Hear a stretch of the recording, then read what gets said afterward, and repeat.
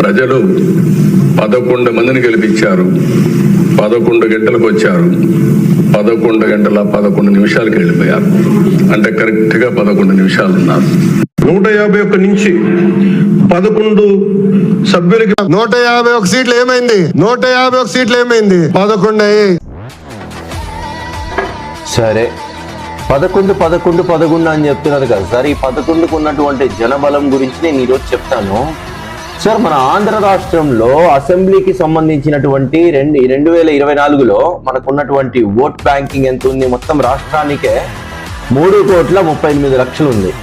అందులో పొత్తు కుదిరించుకొని Janasena, BJP, TDP ఈ 3 పార్టీలు ఏకమై గట్టిగా సాయశక్తుల ప్రయత్నం చేస్తే వీళ్ళకి వచ్చినటువంటి ఓట్ బ్యాంకింగ్ ఎంత? టీడీపీకి ఎన్ని వచ్చాయి? 1,53,24,576 ఓట్లు వచ్చాయి. జనసేనకి 23,17,000 ఓట్లు వచ్చాయి. మన బీజేపీకి 1,00,000+ ఓట్లు వచ్చాయి. మొత్తం ఓవరాల్ రౌండ్ ఫిగర్ చేసినా గానీ మీకు ఇక్కడ 1,87,00,000 ఓట్లు ఉన్నాయి మనకి ఇక్కడ.